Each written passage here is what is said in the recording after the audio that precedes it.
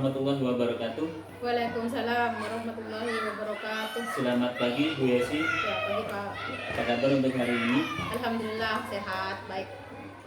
Terima kasih Bu Yesi atas kehadirannya untuk hari ini. Ini merupakan pertemuan kita yang ketiga kalinya ya. Yang pertama ketika Bu Yesi bincang-bincang tentang rencana pembelajaran Bu Yesi untuk melaksanakan pembelajaran diferensiasi itu. Kemudian yang kedua pertemuan kita adalah ketika saya diizinkan oleh Bu Yesi untuk hadir di ruang kelas Bu Yesi melakukan observasi ketika Bu Yesi sedang melaksanakan pembelajaran.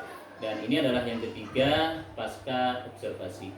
Tujuan dari perbincangan kita hari ini adalah agar ini bisa menjadi tindak lanjut dari observasi yang saya lakukan di kelas Bu Yesi kemarin. Nah, saya ingin tanyakan kepada Bu Yesi, ini harapan dari Bu Yesi atas perbincangan kita hari ini kira-kira apa ini? Ya, tentunya saya bisa istilahnya dari apa yang telah saya kerjakan kemarin gitu, dari mulai observasi sampai Bapak membimbing saya, kemudian sampai sekarang apa kekurangan yang belum saya bisa lakukan, kemudian harusnya seperti apa sebetulnya. Intinya saya butuh bimbingan juga gitu, sehingga pembelajaran yang saya pelajari, pembelajaran berdiferensiasi ini bisa nantinya maksimal. Di intinya harapan dari Bu Yesi itu adalah ingin bisa lebih meningkatkan kembali gitu ya kemampuan dari Bu Yesi dalam hal membuat, merancang dan melaksanakan pembelajaran berdiferensiasi itu. Baik. Selanjutnya Bu Yesi, dari pelaksanaan pembelajaran berdiferensiasi yang sudah dilaksanakan oleh Bu Yesi kemarin itu, apa sih yang menurut Bu Yesi sudah dikembangkan, area pengembangannya dari pembelajaran berdiferensiasi yang Bu Yesi laksanakan kemarin? Area pengembangan yang sudah saya capai kemarin itu karena saya mengambil dua, yaitu area pembelajaran berdiferensi pada proses dan juga produk. Itu yang sudah saya laksanakan kemarin. Ya. Dan alhamdulillah mungkin sudah terlaksana dengan baik, walaupun ada ya kekurangannya. Area pengembangannya adalah pembelajaran berdiferensiasi dalam hal diferensiasi proses dan produk gitu ya. Jadi dua hal itu ya. Baik, terima kasih Bu Yesi. Untuk pertanyaan selanjutnya ini, dari proses pembelajaran yang sudah dilaksanakan Bu Yesi kemarin dalam kelas itu, menurut Bu Yesi apa saja sih proses itu yang sudah ini dalam pandangan Bu Yesi sendiri gitu, yang menurut Bu Yesi sudah baik yang sudah Bu Yesi lakukan di dalam kelas kemarin? Ya, untuk yang sudah baik. Iya, yang sudah baik gitu. Yang sudah baik sih dalam maksudnya yang untuk yang diferensi proses sama produknya itu gitu Pak? Iya, bisa dari prosesnya yang itu, atau mulai dari awal Bu, dari awal ketika Bu Yesi pertama kali masuk membuka pembelajaran. Ya mungkin karena pembelajaran berdiferensiasi ini masih baru ya bagi saya gitu, saya juga belum begitu memahami. Ada beberapa hal yang mungkin kurang lah gitu. Ada beberapa hal yang terloncati dari proses pembelajaran waktu saya laksanakan itu. Tetapi untuk yang baiknya itu alhamdulillah diferensi prosesnya bisa berjalan dengan lancar, dan apa yang saya harapkan dari diferensiasi produknya itu bisa terlaksana juga. Ada produk yang sudah saya hasilkan dari situ. Oke. Jadi menurut Bu Yesi yang baik itu ketika Bu Yesi melaksanakan proses pembelajaran berdiferensiasi dalam hal prosesnya, kemudian juga dalam hal diferensiasi produknya, itu sudah baik gitu ya. Secara proses sudah baik gitu ya. Baik. Kemudian kalau boleh tahu lebih lanjut, pada waktu Bu Yesi melaksanakan proses pembelajaran berdiferensiasi proses gitu, hal baiknya itu di titik satu saja mungkin Bu Yesi, titik apa sih gitu? Hal baiknya itu yang proses. Iya. Kalau yang proses itu menurut saya hal baiknya itu bagi saya apa bagi siswa Pak? Bagi semuanya ya? Ya, bagi semuanya. Ya bagi semuanya sih kalau menurut saya pribadi, yang kalau untuk saya bisa mengetahui minat siswa, kemudian siswa juga bisa belajar sesuai dengan kemampuannya. Ya. Siswa bisa belajar sesuai dengan minatnya, kemudian juga sesuai dengan kemampuannya. Dengan demikian berarti Bu Yesi sudah bisa memenuhi gitu ya? Ya. Sudah bisa memenuhi apa yang menjadi kebutuhan dari siswa. Ya. Baik. Selanjutnya Bu Yesi, tadi sudah dari sisi baiknya gitu. Nah, tentunya dari proses ini menurut Bu Yesi sendiri juga, dari pandangan Bu Yesi, masih ada hal-hal yang kurangkah yang Bu Yesi lakukan kemarin? Kalau kurangnya sepertinya banyak. Iya. Karena ya jujur saja pada saat pembelajaran dan ketika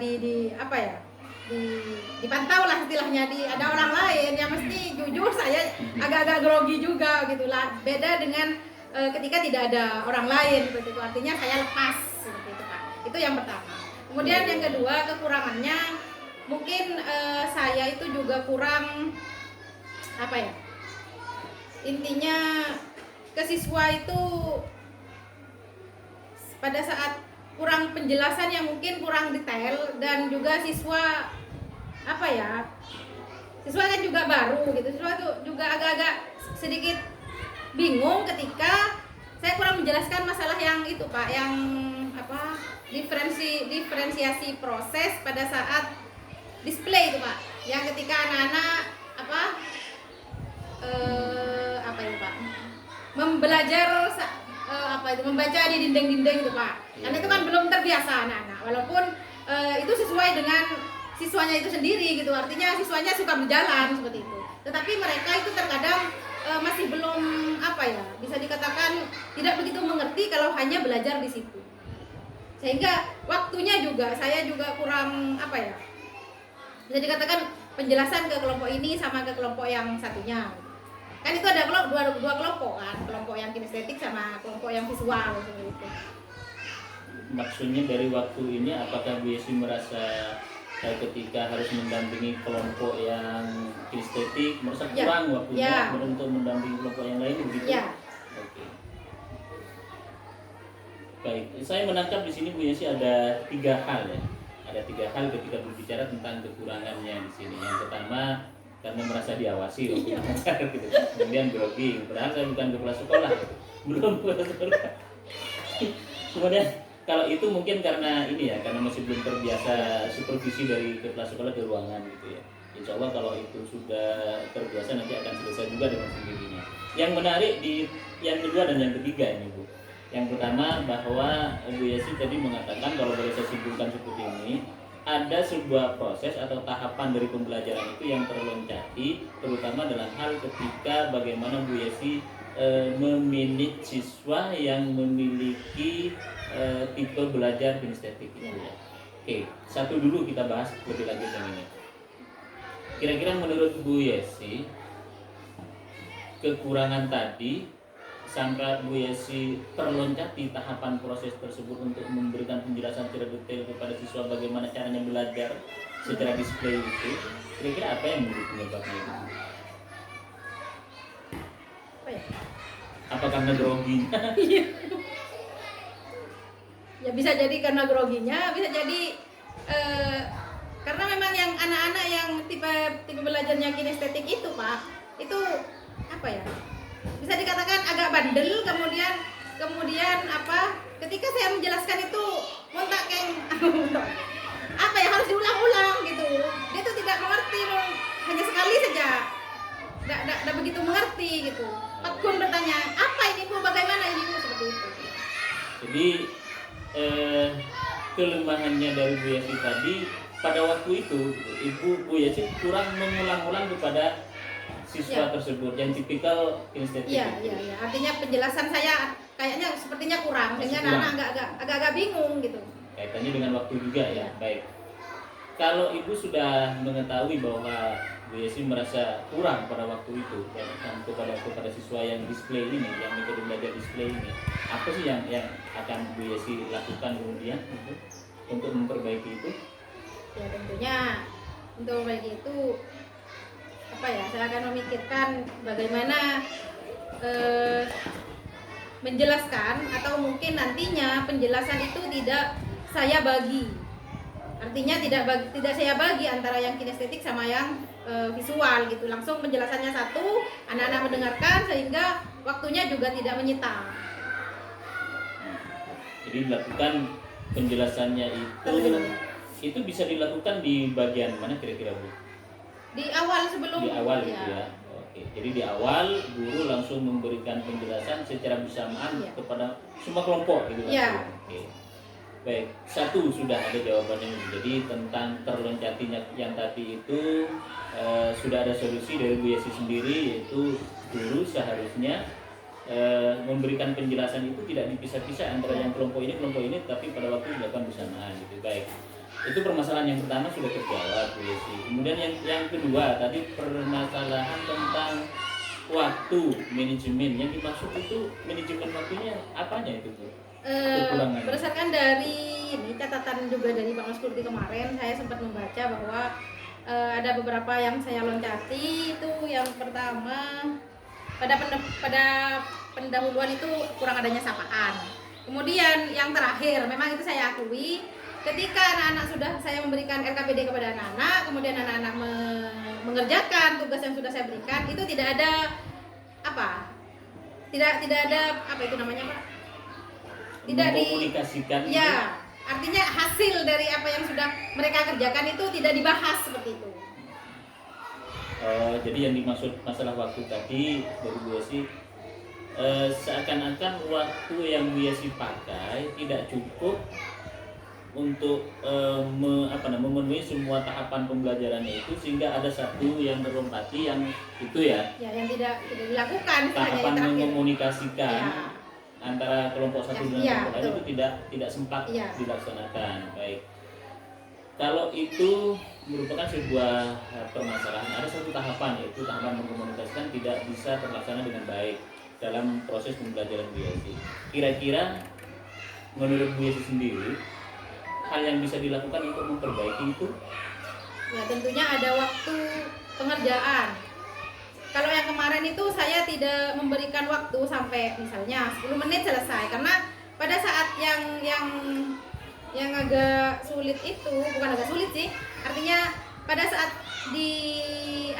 diferensiasi tipe belajar yang kinestetik, pada saat membuat keterampilan jam itu yang sangat lama gitu. Seharusnya itu tidak begitu lama menurut saya, sehingga ketika yang media gambar bangun datar itu selesai, masih menunggu yang membuat jam itu Pak gitu. Jadi solusinya menurut Bu Yesi terletak pada bagaimana pengaturan waktu ketika siswa mengerjakan LKPD-nya itu ya.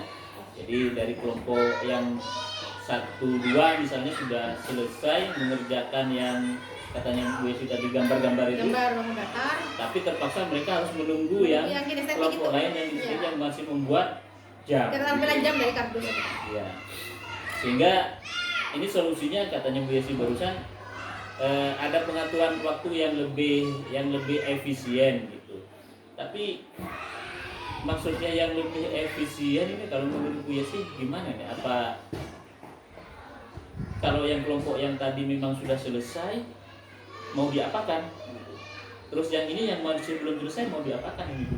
Kira-kira supaya kemudian waktunya itu bisa lebih cepat selesainya, sehingga ada waktu untuk tahapan yang mengkomunikasikan itu tadi. Maksudnya gini, menurut saya sih Pak ya. Artinya saya kasih waktu antara yang kan LKPD-nya sama, sudah saya kasihkan seperti itu. Yang satu membuat keterampilan jam yang menggunakan kardus, artinya ada bahan dan alat yang harus mereka kerjakan. Sedangkan yang satunya itu hanya mereka menggambar langsung di LKPD-nya, hanya menggambar bangun datar saja seperti itu. Nah, waktunya itu mungkin saya sesuaikan. Kalau kemarin itu sepertinya anak-anak itu karena saya tidak beri waktu, artinya tidak ada jeda waktu.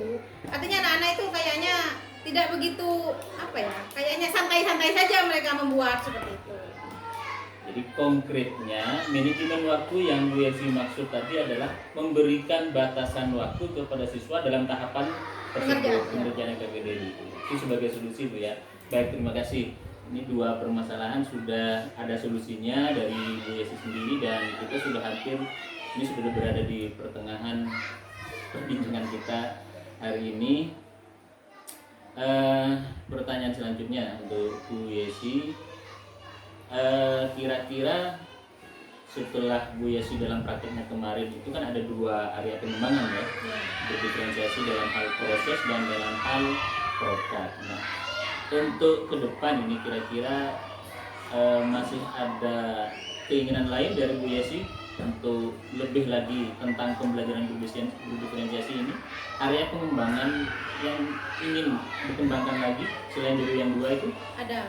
Iya. Apa Karena itu? kan di yang saya tahu ya, pembelajaran berdiferensiasi itu ada 3, yaitu diferensi proses, produk, sama konten. Nah, yang ingin saya kembangkan itu yang sekarang ini konten. Pembelajaran berdiferensiasi pada konten atau materi, isi dari materi itu. Baik. Itu yang Bu Yesi ingin kembangkan lagi untuk hal berikutnya. Kira-kira bagaimana nih Bu, untuk cara melakukannya untuk yang diferensiasi konten ini? Ada bayangan dari Bu Yesi? Itu kan konten itu kan materi ya Pak. Iya. Artinya saya berpikir bahwa yang pertama, saya sebagai guru ya, bukan merupakan satu-satunya sumber belajar bagi siswa, itu yang pertama.